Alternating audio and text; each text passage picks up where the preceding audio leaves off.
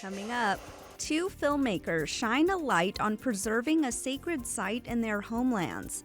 Plus, a land acknowledgement in Lincoln, Nebraska holds great meaning for an Oklahoma tribe. And we visit with Curator Brenda Child about a new exhibit highlighting Native artists. Join us for those interviews, plus headlines on the ICT Newscast. This program is made possible by the Corporation for Public Broadcasting, a private corporation funded by the American people. Support for the ICT Newscast with Aaliyah Chavez comes from the Arizona PBS studios in Phoenix at the Walter Cronkite School of Journalism and Mass Communications at Arizona State University.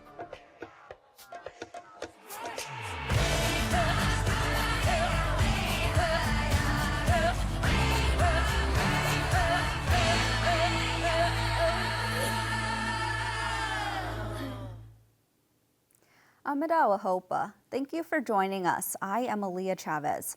We start today with the news about the death of the first Native American person to win a Pulitzer Prize.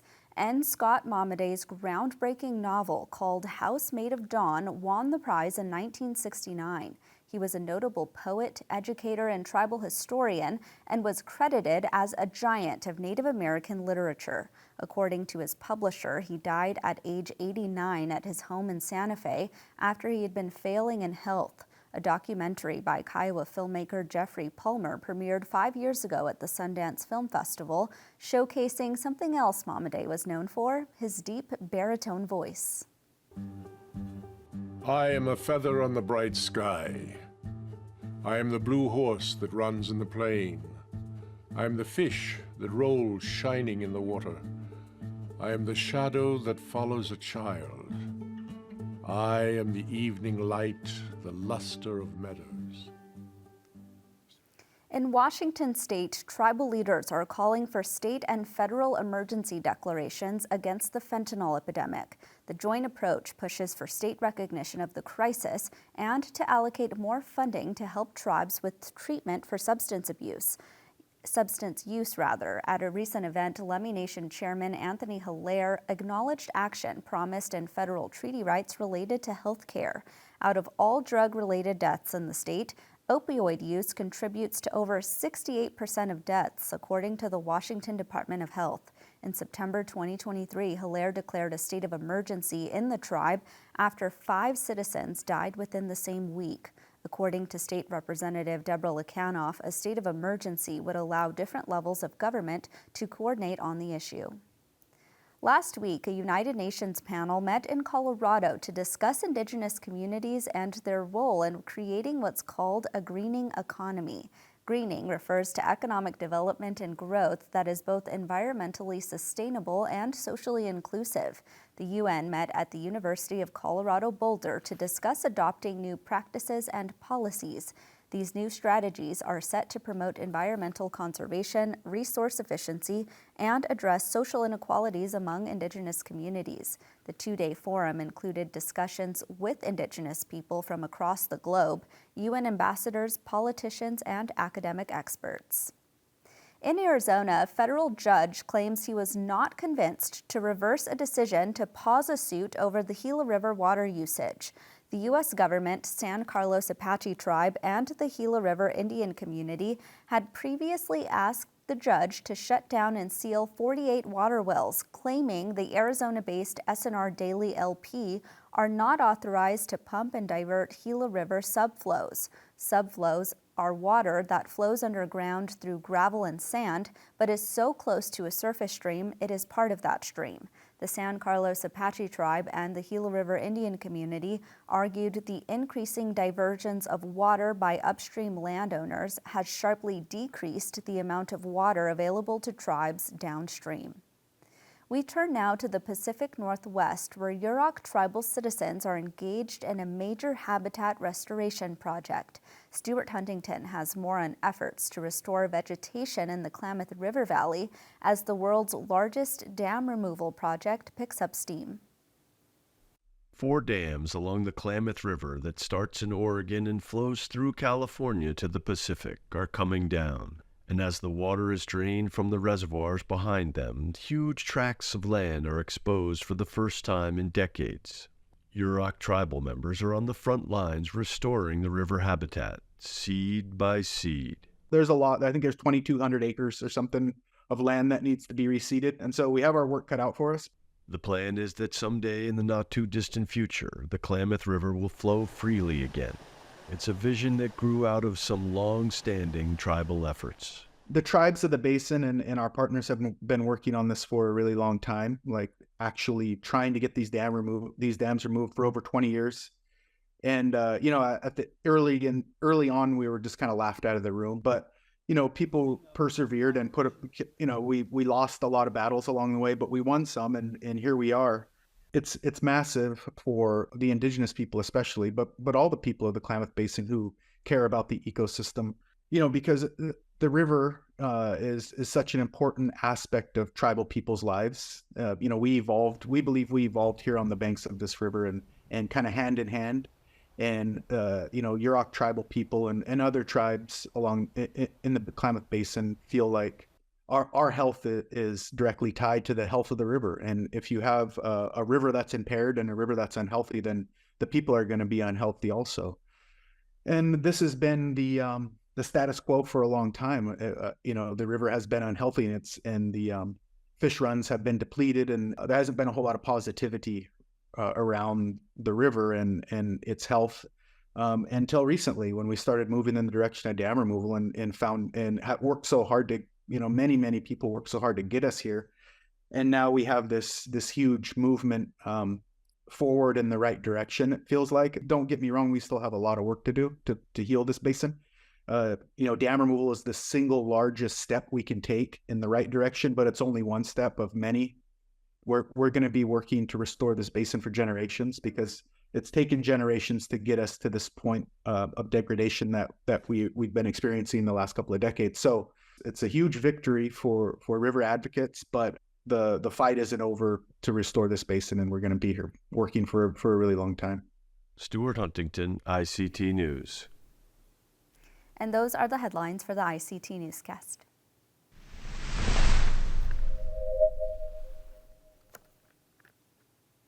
Two filmmakers have worked tirelessly to shine a light on a decades-long struggle to revive Tar Creek in Miami, Oklahoma. ICT's Daniel Herrera has this interview about an upcoming documentary. Meet Me at the Creek was named as one of the finalists of the 2024 Big Sky Festival. I asked Lauren what the film was about and what this achievement meant for her. Siona God, Lauren Waters Dawado. Hi, everyone. I'm Lauren Waters. Meet Me at the Creek is a short documentary that tells the story of Cherokee Nation citizen Rebecca Jim and her vision for the community if the water was clean. Meet Me at the Creek focuses on the futurity of this community. So we're seeing gathering of, our traditional plants, and we're seeing a love story happen on screen while we're hearing Rebecca's beautiful narration that brings the audience and viewer through this experience and life that Rebecca has created fighting for the rights of Tar Creek.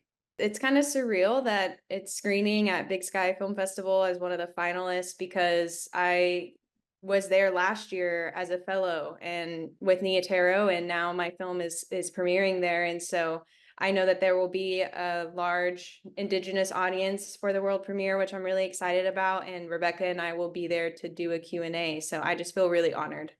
As Tar Creek degraded over the years, Rebecca Jim told me what caused this. Yeah, it's a sad story, and one that I'm afraid will be repeated around the country. And I think that's why this story, elevating it, will be so important. So in 100 years ago, lead and zinc were initial elements that we needed, essential elements that we needed. And they were found and exploited on the Quapaw tribal lands, actually, and left to just marinate on their property and then spill over into the lands and the waters of the Miami, the Peoria, the Ottawa, and other tribes downstream, including the Cherokee Nation. So what happened there has impacted all of us downstream.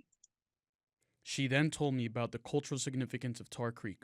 Yeah, the saddest story is that it's the other main street running through the town of Miami, Oklahoma. It was, I think, when you think of the culture, you begin with the children and you think of how they would like to play there and swim. And now they cannot, but they are. And so each one can be damaged by the metals that are there and impact their lives forever and poison them. The importance of protecting sites like Tar Creek all over the world are then shared to me by Rebecca and Lauren. We have to start somewhere, and we have to start with the places we love or the places we want to love. These waterways that run through our properties should be the most valued places we have on earth, and we need to protect them because they are the life. I think it's important because Tar Creek is in a place that the Cherokees were removed to from our homelands in North Carolina, and this land is where a lot of us reside now, alongside a lot of other tribal nations. And if we don't protect what's in our backyard, then we're not going to be able to protect much else. And so that's why I think it's important. And I highlight some of that with Rebecca's experiences in the film, this connection that we have to our homelands and this feeling of loss and love, but also a longing for this place that Tar Creek could be, and that it doesn't exist yet, but it could. This place could have a new story. I proceeded to ask them what their film says about climate change on a wider scale. This documentary shines light on the fact that Indigenous people should be at the forefront of all of climate change issues because we are the caretakers of the land, and Rebecca has dedicated her life to caring and advocating for Tar Creek and this place. And I think that that translates across the world when dealing with these issues, and also just having a relationship and connection with where you're from. And so I think that is generally what can translate, is that Indigenous people are important when we're discussing these topics. They told me what's next for Tar Creek. Next steps, we begin with this movie. It is a start, and I believe will be a message that will resonate in the community to see their creek honored in this way. It is a message that says we can rally around a place that we ought to be able to enjoy. And I think it will be a real turning point. I believe that Tar Creek and other water bodies, other places on Earth, they have rights too. And I believe this will help elevate her and her story. That this was a man-made disaster. It was made for making money. It made a lot of money. And it poured down grief on a community that will be lasting for generations.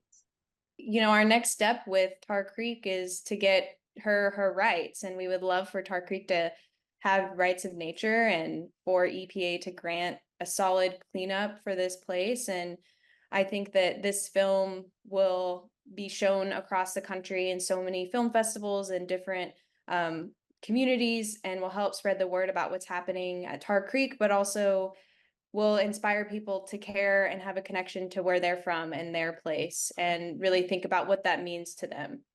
While this is a really important and passionate story about Tar Creek, I think that we should also take a look at how filmmaking and storytelling is something that Indigenous people have always been doing, and it's how we've passed on our knowledge and traditional ways, and filmmaking is now a tool that we can use to amplify that. And I hope that this film can inspire other Indigenous storytellers to tell stories about their places and about their people. And I hope that Indigenous youth can fill more of the film industry. If you go to the website, it is laurenwaters.com/meetmeatthecreek. We will have screening events and links to where you can catch the film, and hopefully you'll be able to see it soon. In Phoenix, Arizona, Daniel Herrera, ICT News.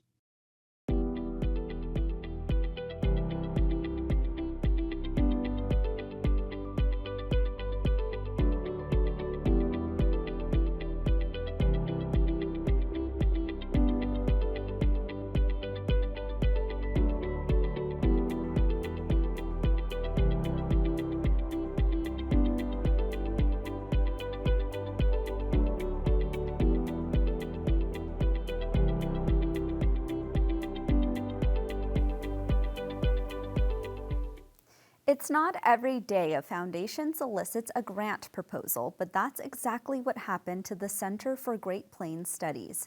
The Mellon Foundation made a 3-year, $1.5 million grant to reconnect the Oto Missouria tribe to its ancestral Nebraska home. ICT Shirley Snavy has more for us. Lincoln, Nebraska is the original homeland of the Oto Missouria people. Like many tribes, it was forced to relocate to Oklahoma, Indian Territory, in the 1880s. Walking in the footsteps of our ancestors will honor that relationship through welcoming the tribe back home every September. Margaret Jacobs, director of the Center for Great Plains Studies, talks about the project. It was actually through a project that Kevin Aberesk and I started called Reconciliation Rising. We started it as a multimedia podcast to highlight and showcase Native and non-Native people who were working together to further healing and reconciliation. Kevin and I started getting so interested in all these subjects that we started making films. And we made a short film about the return of the Pawnee to Nebraska. And for part of that, we did a lot of filming of when the Pawnee would come up to Nebraska and go to their sites where they have 20 different gardens where they're growing their crops. And it was through this that we met a young man named Corey DeRoyne. And Corey was Deb Echo Hawk's nephew. And Corey is a citizen of the Oto Missouria Nation. And we just got to know Corey, and we talked to him a lot. He brought his aunt up the first time we ever interviewed her at the Lincoln Indian Center. And so once I was just talking to Corey, Kevin and I were talking to him, and we said, the Pawnee have this presence up in Nebraska. Do the Oto Missouria, would they like to also reconnect with their homeland? And we asked Corey if he wanted to bring a small group of Oto Missouria up. Christina Fafa Goodson will be the project manager. We were one of the first tribes that Lewis and Clark encountered on their journey up the Missouri, and that really set the tone for the rest of the tribes that encountered them after. They came in these terms of peace and friendship, and that kind of sets the tone for what we thought our relationship with the federal government would be. But as it turns out, later in the 1830s and on into the 1850s, we end up losing a lot of land that ends up becoming part of the Nebraska state.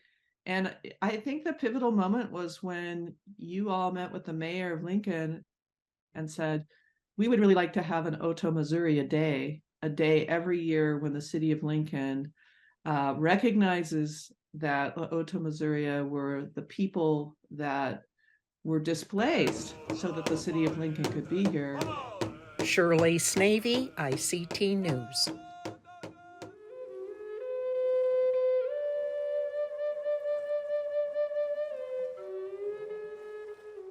Menogijiga Nungam. Menogijiga Nungam. It is a good day today. Menogijiga Nungam. The word minnow is talking about something that is good, nice, or well. Gijigud is a word for day. And then Nungam means today. So we put all three together, we have Menogijiga Nungam. It is a good day today. Dreaming Our Futures is an exhibit featuring Ojibwe and Oceti artists. It's in Minneapolis, Minnesota until mid-March. ICT Shirley Snavy visits with Professor and Curator Brenda Child. Dreaming Our Futures premieres this month at the University of Minnesota. It features Ojibwe and Oceti Sakowin artists and knowledge keepers. Brenda Child is one of the curators and joins us today. Welcome, Dr. Child. Thank you very much. This is the inaugural exhibit of the George Morrison Center for Indigenous Arts. I have the catalog. It's stunning. Tell us about the project. We really tried to make the exhibit catalog for this kind of first venture of what we are calling the George Morrison Center for Indigenous Arts at the University of Minnesota. A very special catalog. And we want it to kind of reflect the work that we do at the university, not just in the Department of Art, but in our longstanding Department of American Indian Studies. And so we had some pretty interesting folks contribute essays to the book. But we also, one of the things you might notice is that when we feature some of the artists, the 29 artists who are participating, artists always make these interesting little statements about their work and their background. And we wanted to make sure that they were translated into Ojibwe as well as Dakota, because those are the two, not just indigenous languages of Minnesota, but the two languages that we teach our students at the University of Minnesota. And so we want to make sure that we're kind of featuring that work in our exhibit catalog, that we're not just saying, oh, Native languages are important, but it's a really important, significant part of our the work that we do with our students at the university. So we wanted to kind of make sure that's a feature of future exhibits as well as this exhibit catalog. There's a number of public programs that will highlight the work and the artists. Particularly, I'm interested in the February 2nd Horizon Seminar, Art and the American Indian Citizenship, 1924 to 2024. Tell us about that. That's the 100th anniversary of the Snyder legislation, making Indian people citizens of the United States. And so we have to kind of remember that complicated history of Indian people here in our region, but also across the United States, and think about those big moments in Indian history as kind of part of our programming. This exhibit is extremely political. Yes, I think it is quite political. And so that kind of started a conversation here. And what it made me realize is how excluded we are in many places in this country, and especially in Minnesota around the arts, or historically how we have been excluded. And so I talk about, I use actually an illustration by my husband, Steve Primo, who when the Capitol building reopened in St. Paul, they asked me to come in and give a lecture. And I was just telling him about it, just sitting here telling him about it. He drew this wonderful cartoon about Alexander Ramsey, who was still alive when the cornerstone was laid for the Minnesota Capitol. And it shows in this kind of political cartoon, Ramsey laying the cornerstone, but sort of on the bodies of Dakota people, right? And so you can look at history, you can look at our recent history. I think of like the great artist Jim Denomy's work that's also featured in the exhibit. There's a lot of political commentary on our region and the politics of Minnesota and the United States that takes place in this exhibit. And whenever you get artists together, you're going to have that, I think. See Dreaming Our Futures in Minneapolis until March 16th. It then travels to Rochester and finishes the year in Duluth, Minnesota. Shirley Snavy, ICT News.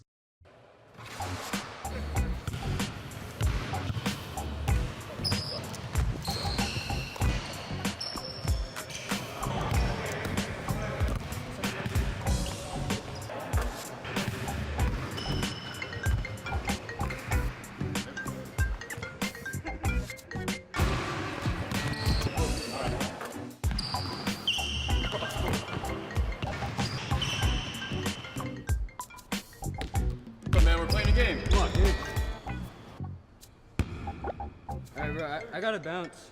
Come on, 5 minutes. All right, 5 minutes. This is the best episode ever, I'm telling you. Cool? Yeah, hands down. Give me your phone. For what? When I tell you to do something, you do it. Hey, hold up. Hey, what up, Neff? You okay? Yeah, I guess. I've known you since you were eating dirt. What's eating you? Well, my friend, his girl keeps hitting him and he doesn't do anything about it. Sounds like an unhealthy relationship. Hey, I'm proud of you for having concern for your friend. Not many people stand up for what's right. What should I do? You can talk to him about it. You'll let him know that you saw what you did. Just be there. Listen, if he wants to talk. Think that'll help? Only one way to find out. Hey, abuse is not okay.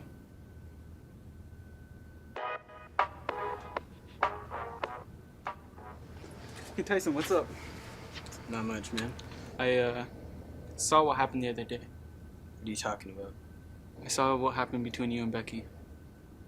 Do you want to talk about it? Yeah, I kind of do. Know someone in an unhealthy relationship? Don't back away. Seek advice from someone you trust. And that's a slice of our Indigenous world. For all the latest, visit ictnews.org. From all of us in the newsroom, stay safe, my relatives.